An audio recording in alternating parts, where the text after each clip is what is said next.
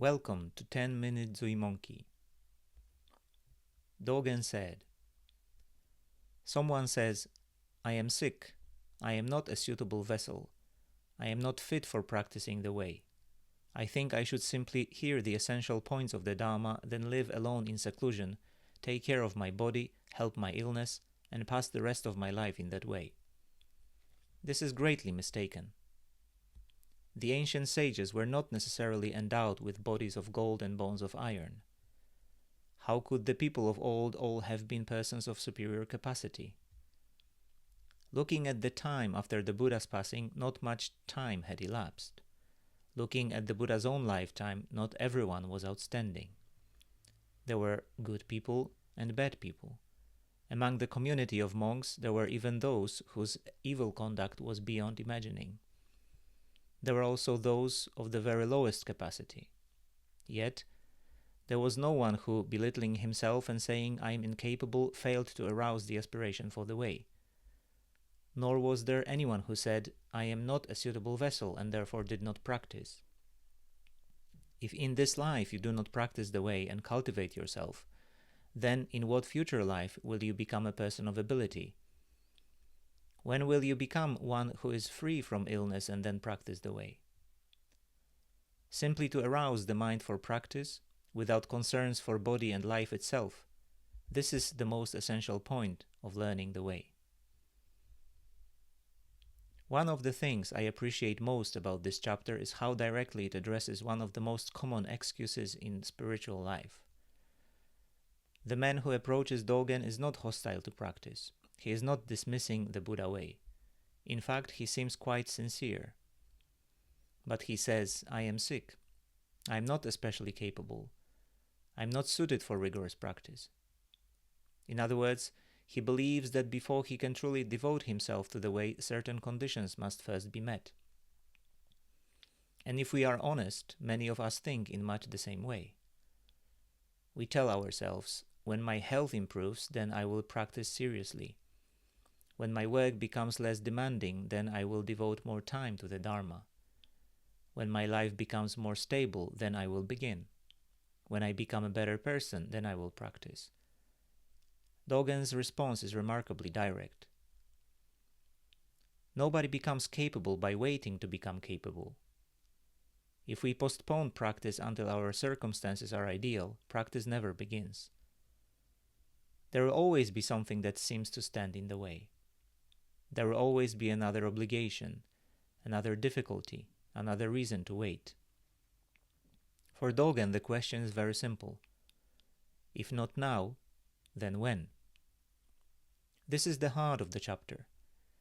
The man says that he lacks the capacity to practice. Dōgen asks him, in effect, how do you expect to develop capacity if you never practice? Practice is not the reward we receive after becoming capable. Practice is what develops capability. Practice is what transforms us. This leads to another important point. We often imagine that the great practitioners of the past were fundamentally different from ourselves.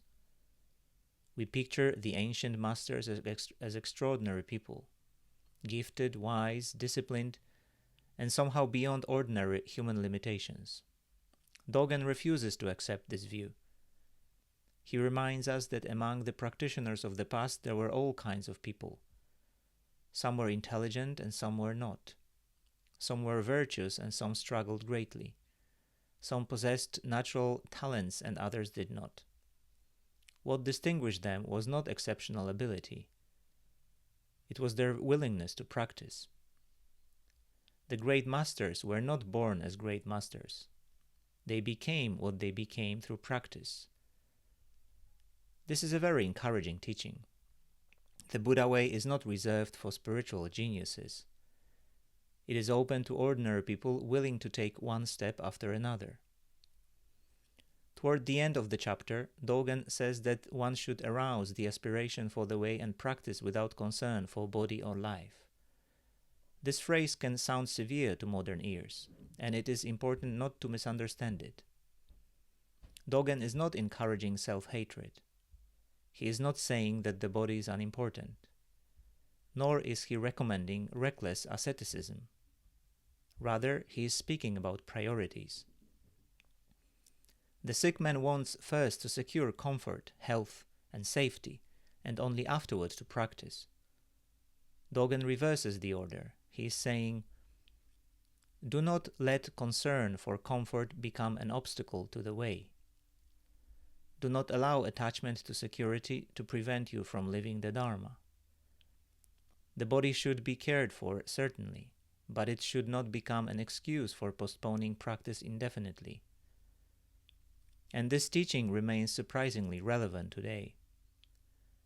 Perhaps none of us say exactly what the man in the story says, but we often say things very similar. When I retire, I will have time for practice. When things settle down, I will begin. When I feel better, I will start. When I have more free time, I will commit myself. Dōgen's response cuts through all of these postponements. The way is practiced by the person you are now, not by the person you hope to become someday in the future. And perhaps the most memorable question in this chapter is the one Dōgen leaves us with. If you do not practice in this life, in what life do you expect to become a person of great capacity?